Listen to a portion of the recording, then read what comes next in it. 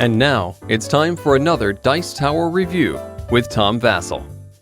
Hey folks, today we're talking about Antidote, and I think I need to set the theme up. You're a researcher, you're in a lab station, someone accidentally drops a vial of Agent X, which is going to kill everybody. But you've been working on the antidote, but you're not sure which of the things you're working on is the actual antidote. So you're trying to figure it out so you can drink the antidote, but at the same time, do you really want everyone else to live? You're a pretty cold-hearted person, I suppose, but that's the basis of this game. Let's check it out.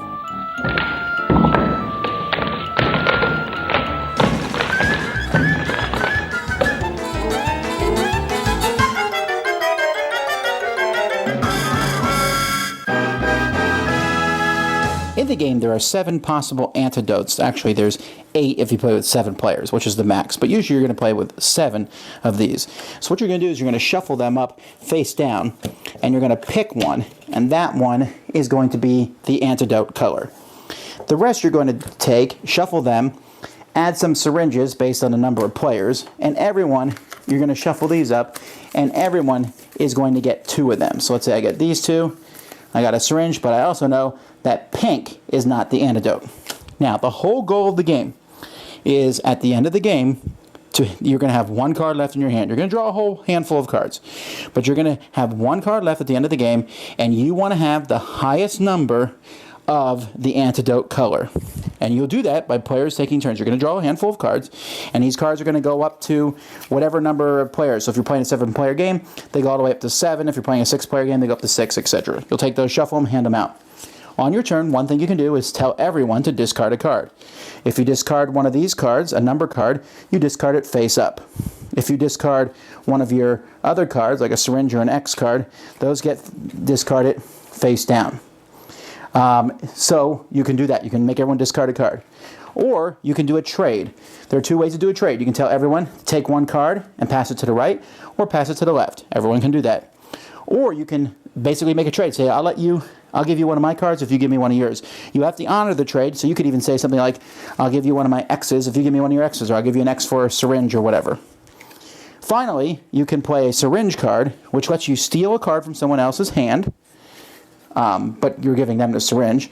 Or you can exchange this card with a card that's face up that someone has discarded in front of them. Not face up, but any card they've discarded in front of them. You can exchange a syringe with that. So this is going to keep going. Players are going to keep taking turns, but eventually enough people will play the discarding one that everyone has 1 card left in their hand. Here I have the 5 of Oscillator's Oil. I turn this over. Yeah! That really was luck. I had no idea what it was. So I get 5 points. Most points wins. If you picked a different color, you'll get negative points of whatever this one is. So that's the basic game. There are some mini expansions that you can add to the game. There's placebos, which are placed face down in front of you. And when someone takes that with a syringe card, they're busted, and now you can exchange a card in your hand with any card in your workstation. Clinical trials, in which everyone has to pick up a card from the workstation of the person to their left or right. The workstation is the card you have discarded in front of you. You can play with these where you're the lead researcher for one of them, so you really hope it's not your color. So you want people to drink your color if possible.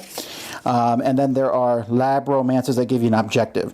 Like both you and the player to your left drink the antidote. If successful, you live, yay, blah, blah, blah. And if you die, if you're unsuccessful, then you die from either the toxin or a broken heart. Okay? So those are things that you can add. None of them are necessary to play the game. Antidote is a very interesting game. I would wager that most people who play it are going to have to play it at least 1 or 2 times before they really kind of figure out how it works. Because essentially, you're trying to figure out things. So you have to figure out the best way to do that. The best way, obviously, is to trade an X card with somebody else. But if you do that too many times, you've given out too much information. You're also watching as people discard cards. Well, they discarded a pink card. That was a pretty high pink card. So they must be convinced that pink is not the antidote. So can I get rid of my pink cards? But maybe they bluffed. So there's some of that, and playing the different syringes. It's a very interesting dynamic. As you pass cards, you got to remember which cards were passed to you. Maybe pass the same card on so you don't give out information about your hand. When are you going to end a game? Will you end a game at a point by making people discard cards? It's not a very long game, but it's a little bit of a deduction game, but there's a good chunk of luck. Many of the games I played at the end, I just was like, well, I hope it's green. I didn't know, and so I was guessing. Now, all the extra stuff, the placebos and the clinical trials are okay. I would add them in most of the time. The one where you are like working on a specific antidote, that's kind of worthless. You're like trying to get people to drink your color. that didn't add anything to the game, and it honestly screams Kickstarter thing we added to the game just to have a stretch goal. Even worse is the lab romance. Really? You're trying to get you and the person next to you to survive?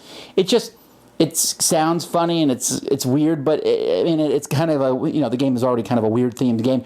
I just didn't see that added anything to the game at all. The game is pretty decent at its base core, and it's interesting. I've not played another game like it. The idea of discarding your whole hand except one card and hoping that one card is Antidote is a fascinating one. Not as logical perhaps as I'd like it to be, and again, there's a bunch of guessing that's involved, but trading with people, and as you play more, you can find that the game will become more tactical and strategic, and it's certainly very interesting and unique. Something I'm always looking for in a little game. Antidote. Dice Tower judgment approved. Thanks so much for watching the Dice Tower videos. Find more great videos and reviews, as well as our top-rated audio podcast at dicetower.com. You can also find other great shows at dicetowernetwork.com. I'm Eric Summerer, and you've been watching The Dice Tower. The Dice Tower is sponsored by Cool Stuff Inc., where you can find great games for great prices. Cool stuff in stock. Check them out at coolstuffinc.com. Schließ die Tür!